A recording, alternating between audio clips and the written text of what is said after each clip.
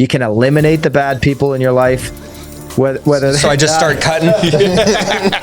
Next year, if you're looking for a deal, if you're looking for an investment, the money's going to cost more. You got the motivation pot and it tastes really good. You can do it, just do it. And people confuse that for this healthy mindset. The elevation pot, which very few people are sipping out of, it tastes like shit. The best decision I ever made in real estate was...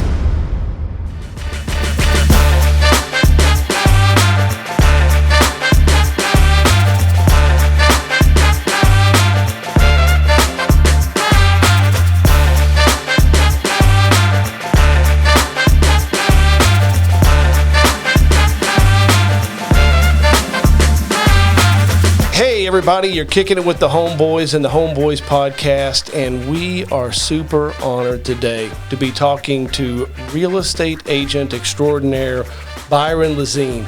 He is the chief of operations at BAM, and he is the team leader of the #1 team in Connecticut. It takes a lot of hard work, determination, and drive to be able to have the #1 team of anything in real estate.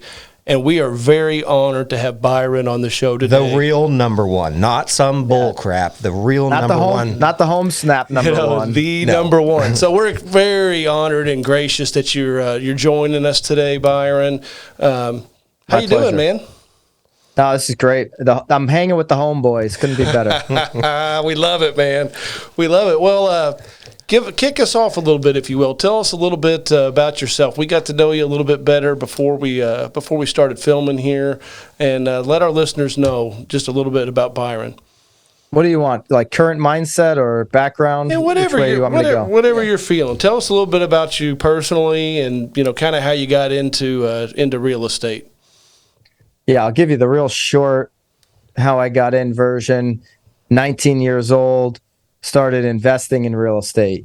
People hear that, they're like, whoa, 19 years old, how do you invest in real estate? Must have been a silver spooner, must have had a lot of opportunity. Dad was a mechanic. My mom was a hairdresser. I was working at a naval shipyard building submarines for one customer, the government, right? And so I was just saving up all my money. I was living at my girlfriend's mother's house, who's now my wife. We've been together over 20 years. And started buying real estate, but this is 2004, 5, 6 time frame. So from 19 years old to 21, I ended up not buying 1, not 2, but 3 rental properties. I was living in one of them. I had 4 mortgages on 3 properties. I knew nothing. I didn't know how to manage a property. Didn't know which money. You guys are property managers, so you get a chuckle at some of the things that I was doing. We've made a lot of mistakes, Byron. We've made a lot of mistakes. Didn't know how to find a deal. Was buying in the worst areas at the highest price you could possibly imagine. With all the appreciation we've had over the last 2 years, my first deal that I bought still isn't back to what I paid for it. That's how bad of an area that we're talking about. Location actually matters. That's impressive. That's pretty impressive. Not too many people can say that. No. Believe it or not, I can. I've got the rental downtown Indianapolis. It's just now back to You're where right. it was. That's same true. Time Sorry, frame. Same time frame. Yeah, you guys are in the club. And I've still got it. Yeah. So I get it. And so 19 to 21 made every mistake in the book, but with what ended up happening to me, I call it my Ivy League degree in real estate. Because see, by my mid-20s, when the world collapsed and everybody was on the unemployment line, including my tenants, including myself, I went bankrupt and had to foreclose on those 3 properties. So when I got into real estate as a sales professional, I got in 2012, which in Connecticut was actually the bottom of the market, 2012. We had a bottoming out in 2009, 2010. We had a little spike, 10 and 11. And then the true bottom for that particular market was 2012. I got in when everybody was getting out. They had been beat up for 2-3 years. And they're just like, there's no end in sight. Connecticut had really, really high inventory, had no hope, and a lot of agents were going to, into insurance or getting a full-time job or whatever the case may be. And I came in and defined my USP right off the bat. hey, I went bankrupt in real estate to help you avoid making the mistakes that I made in this challenging market. Instead of like, I mean, if you're an agent listening right now or in real estate listening and your unique selling proposition is I got in because I love homes, don't ever say that again. You're blending in with 90% of the market when you say that of your competitors. You have no differentiator of what you do to provide a service to people who want to buy, sell, and invest in real estate. And so 2012 just started getting after it, backwards to the wall, that type of thing. I don't want to be cliche, but just, put in long hours and started to get around the people that actually knew more than I did, that had been there before, and learning from them, and just started getting better every single day. I changed my mindset completely. And so, that's how I got in.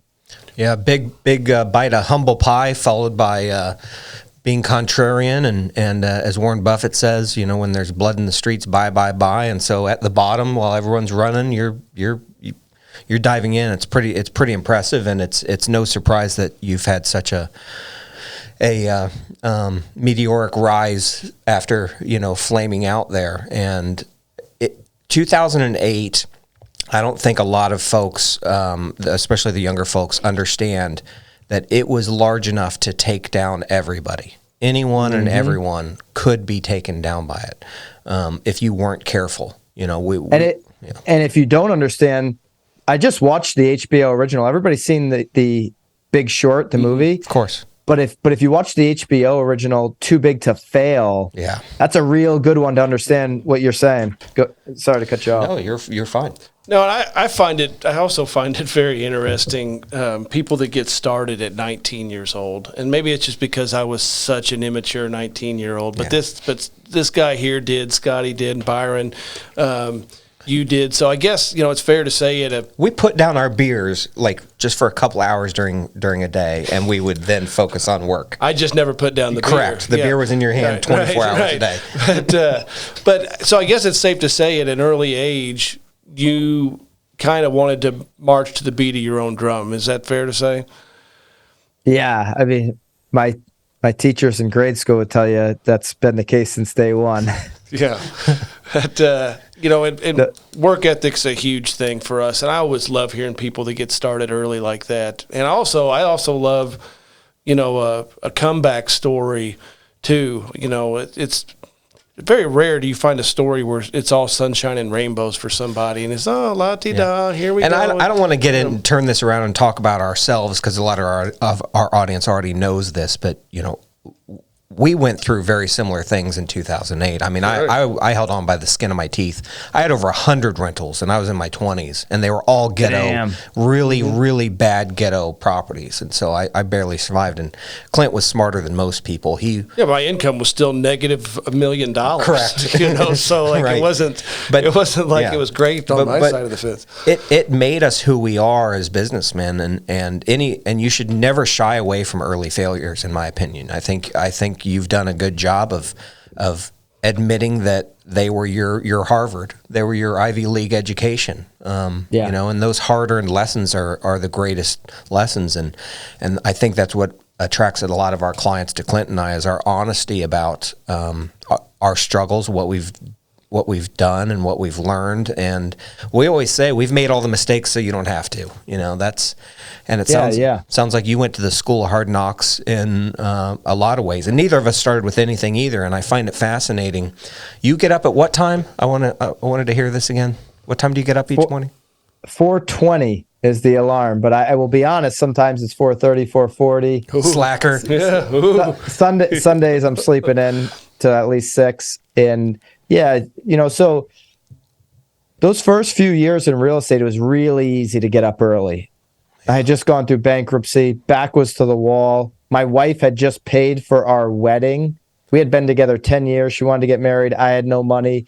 She was saving all her cash. She paid for our wedding, not my parents. Neither of us came from parents who could really, afford to do anything like that. She paid for the whole thing. Man. So I had every reason to work. So the first 2-3 years, I was getting up, 4 o'clock in the morning. I was staying up.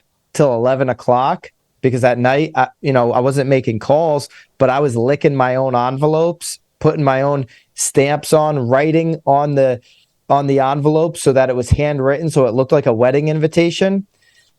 It was easy because I was building something. When you're excited about a new venture, how easy is it to get going, right? But come year 3, I had 50 listings. I started to make a name for myself.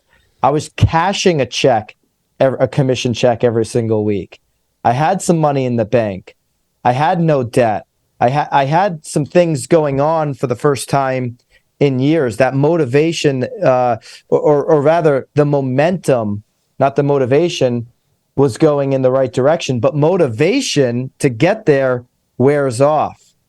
Right. And it starts becoming a little harder to get up early. When you start enjoying some of the fruits of your labor, it's not as easy as it was in the beginning. Yeah. And so I noticed that my health was starting to go. I mean, if you read the book Miracle Morning for Real Estate Agents, it's kind of like a similar path with what he talks about, right? Like I noticed I'm gaining some weight. I'm going to the office later. I'm not doing the work that got me here. And so I said to a couple of friends, I said, hey, I need some accountability, guys. And we just started waking up at 5 a.m., calling each other, hey, man, you up, you up, you up. And then we talked about, I was on a panel speaking, and I mentioned like the story of the accountability. And everybody from the audience was like, I want to listen in. So then all of a sudden there's 200 people on this call. We're like, okay, we got to actually make this a thing. Not everybody can be unmuted at 5 a.m. with 200 people. And so it's a live call. You go to 5amcall.com if you want to check it out. It's a 5-minute message in the morning, Monday through Saturday.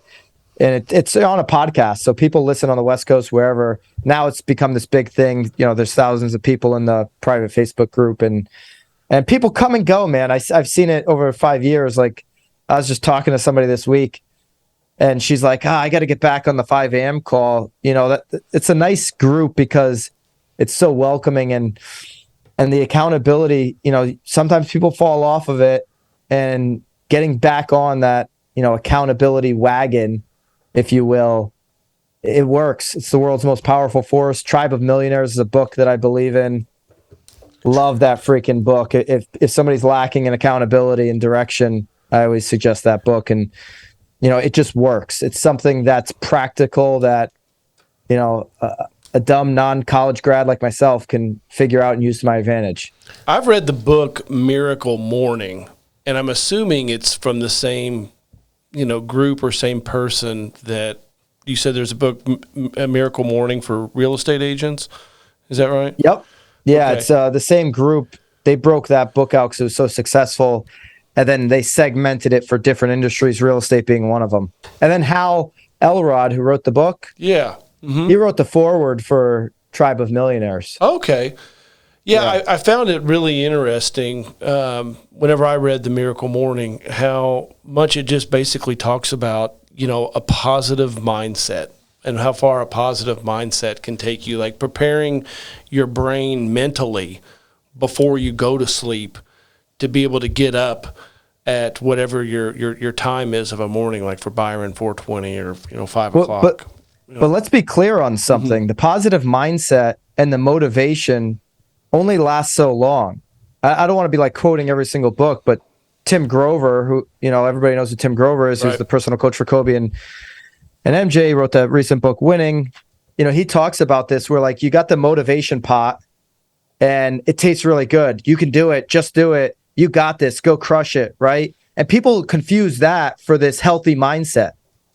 That motivation stuff's not a healthy mindset. The elevation pot, which very few people are sipping out of, it tastes like shit. Mm-hmm. Not a lot of people want to go over to the elevation pot because what does it involve?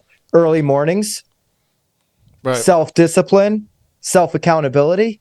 So what you're saying, a healthy mindset, you and I agree. Mm-hmm. It's accountability. It's early mornings. It's doing the hard work, doing the things that you don't want to do, right? Yeah. It's like, that doesn't sound very fun. But people confuse healthy mindset with motivation. All the catchphrases they're hearing on Instagram. They're confusing the two. Yeah, interesting. I've never thought of it broken out that way, but there is. I think anybody who's been a self-starter or even any realtor out there who has had a taste of success can understand that. Those first years of motivation are a little easier. It's when that motivation wanes, and it's about getting into the grind and improving your business and fixing the systems and seeing those incremental improvements. That's hard. It's hard to do at that point. It's exhausting. And it's when I'm motivated, like 19, I was motivated to become a real estate investor. So I went out and did it. But when all you have is motivation, you don't know what the hell you're doing. Yeah. When you're elevating everything in your life, early morning self-discipline, getting around people that know what they're doing, now you know exactly what it is you're supposed to do. Now you know exactly what to do when you wake up till the time you go to bed. It's easy to fill the schedule because you have a freaking clue of what you're supposed to do. When you're just running around motivated, you have no idea what to do except go to IG and listen for the next buzzword. Right. And I'm so intrigued by it because I'll be honest. I read Miracle Morning not too long ago because I wanted a change in my life, and I've still yet to make that change. And, I want to be a 4:30, 5 a.m. guy, and I'm in that 6 a.m. rut that, it's really a struggle for me to get through. And I think. Well, why do you want to be 4:30? It may not, and this is what I say about the 5 a.m. call. 5 a.m. is not going to be a fit for everybody. Some people get their best work done at night. I know my body. I wear down throughout the day. I'm less sharp at night. I can hit a random spurt and go deep into the night and find this, but it's not where my creative juices come. It's early morning for me. Why do you want to be up at 4:30? Working out. I used to be really great with physical fitness, and like I told you before we started our call, I've got young kids, and so prior to, I've got a first grader right now, and prior to her going to kindergarten, I had all this time between 6 and 8 in the morning because my kids slept till 8:30. So I'd get up, drink coffee, work out, watch 4 or 5 sports centers.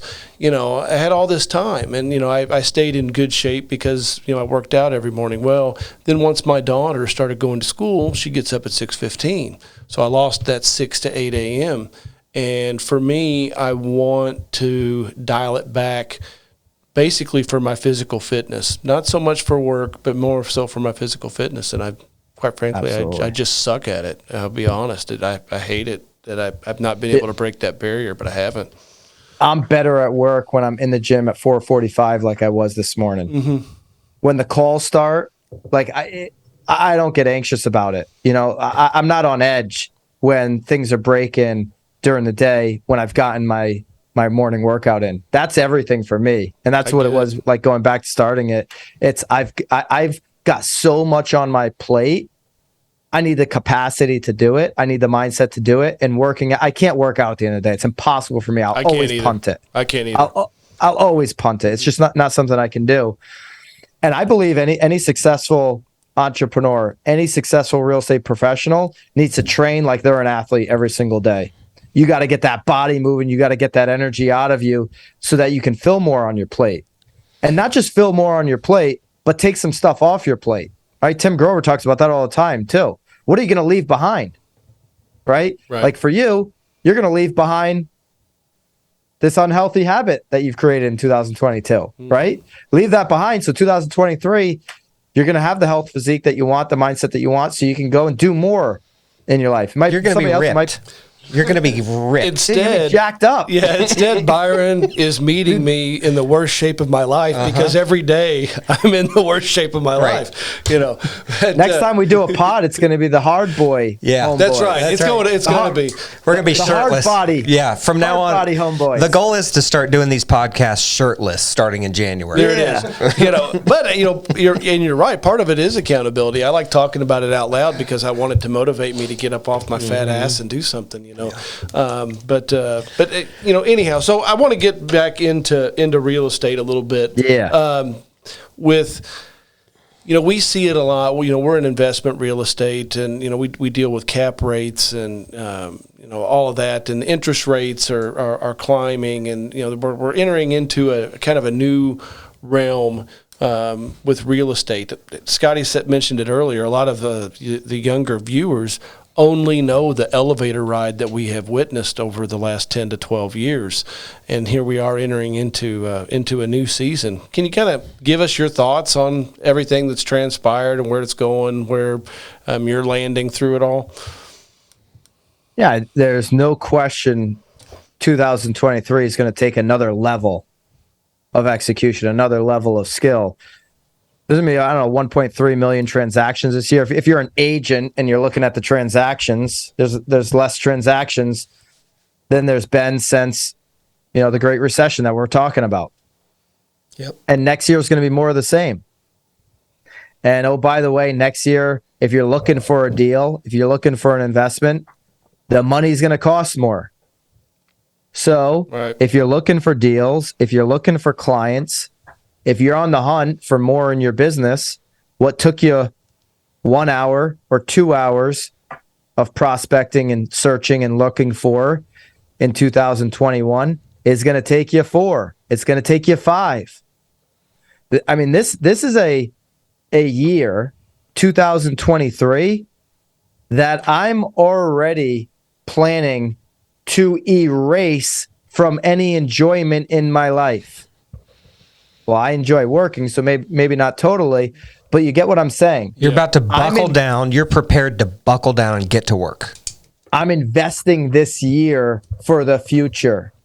It's what I did in 2012. It's what I did in 2013. It's what I did in 2014 to be in this position. So, and this position includes owning property in multiple states, living in the great Southwest Florida region where I don't pay income taxes, right? Having the number one transaction team in Connecticut, being able to launch the Barstool Sports of Real Estate in BAM, like doing the investment I made 10 years ago is what's put me in this position. The investment that I make in 2023 is going to put me into the next position. But it's going to come down to, I got to cut the fat out of my business operations. We all probably cut the fat in March of 2020. We made that decision in an instant. I know I did. Yeah. I went to the P&L and I said, cut it, cut it, cut it, cut it. Right. In seconds, because it was a dramatic shift in what was happening to the market. And then what happened? 2021, 2022, you added more things. And it was easy. You could add some fat. You wouldn't really notice. You're making so much money. Right now, unfortunately, the market is changing not as fast as 2020. The Band-Aid was easier to make decisions. Right now, people are like, well, maybe the market's going to shift a little bit. Maybe I don't have to react as harshly as I did in 2020. Put your 2020 mindset on. Make quick decisions right now of cutting out the fat. But here's the flip, because this is going to last a lot longer. Whatever you're cutting back, invest in growth opportunities for your business. Yeah. All right. So maybe you're cutting a nice to have, but you're adding another sales representative to make calls for you, to find deals for you. Income producing activities is where you should be investing while other people are only retreating.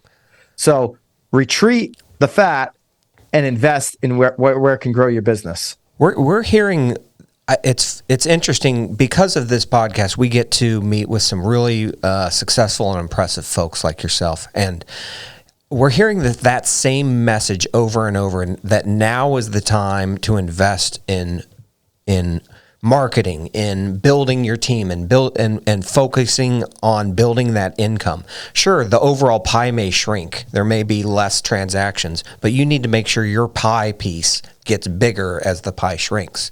And we couldn't agree more. It's easy to get lulled to sleep in business when things change slowly versus when it happens fast. everybody wakes up and goes, okay, I have to change this.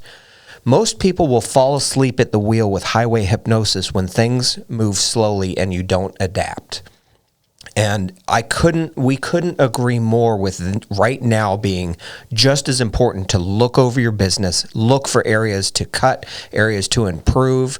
Because if you think 2020 was scary and the changes that happened, that was a cakewalk. Sure, this will be slower. This is turning up the heat until it's boiling. But before you know it, it'll be boiling. So now's the time you make those changes, because you'll be lulled to sleep and you'll miss out on all these opportunities. And we think you should treat it like an opportunity, because this is a great chance to really look at your business, trim your fat, improve it, build your systems out, focus on your marketing, improve your income. So some great things come out of this if you look at it the right way. Yeah. This is not the time to say, gee, I really want to be home more. I really want to, depending on where you are in your business. But if you're trying to grow, if you're in growth mode, now's not the time to say, I'm going to spend. You had all of 2020 to spend with your family. If you're not sick of them by now, I don't know what's wrong with you, right? And if you're not in growth mode, you're going to be in shrinking mode. So absolutely, even if you want to just maintain your business, unfortunately, you're going to have to be in the real estate industry for the next few years. We believe you have to be in growth mode, or you will shrink. Yeah, you will. Absolutely. And a lot of people are going to just go into complete hibernation. When we were chatting before the pod, you guys said, hey, we used to be friendly competitors before we joined forces. Mm-hmm. I don't know. If I'm a property manager, if I'm a real estate investor, if I'm a real estate agent, if I'm a broker, if I'm a team leader, and I've got less than 6 months of cash, I don't have the opportunities to support the people that are working with me or for me, I might be thinking about what merger makes sense. I might be thinking about who I can align myself with to give me and my team more opportunities. Right now is the time to flee to safety, not all those bullshit bonuses that people were giving out the last 2 years. Yeah, that agents ran through in 2 months. It reminds me of what we did yesterday. We went through the MLS and looked at a few folks that we know who have become successful in real estate. Yeah, good buddy in the last 10 years during the up, just to see where they are right now and get a snapshot of it, because these are folks who got into real estate during the last 10 years uprise. Just curious to see where they are. Well, and I've been telling, like, one particular person, became a successful, real estate agent here in town, but he was new. I was like, man, better be tucking some of that away. Don't spend it all. Don't go out and live this lavish lifestyle with it, because, times aren't always going to be like this. And I hope he did. I don't know that he did. Yeah. But, I've made moves in the last 6 months to just increase cash to maybe what people would believe is just like too much cash. But I've cut every single corner I can to just jack up the cash. I gave up. I was having a nice little, luxurious time up in my Connecticut house. Nobody else was using it because I was in an association. So I couldn't Airbnb it when I wasn't there. I'm there in the summer, and I'm there once a month for a couple days. But I had my closet all set up with all my Connecticut wardrobe, I had shoes up there, I had clothes, I had I had everything. I had a brand new car sitting in the garage, fully paid for, no debt on the thing, but just sitting there. So you had a lavish lifestyle in a box, just sitting up there for you to use once in a while. Just sitting up there. Sold that, bought another Connecticut house because I need a place, but got out of an association, bought a place that has 60% less property tax, a place that's highly desirable, the location. It's in a downtown area on the shoreline in Connecticut that I can Airbnb. So when I'm not there, so I'm not going to be able to walk in and go over to my closet and just have this easy setup, but I'll have an owner's locker in the basement and I can pull some stuff out. Mm-hmm.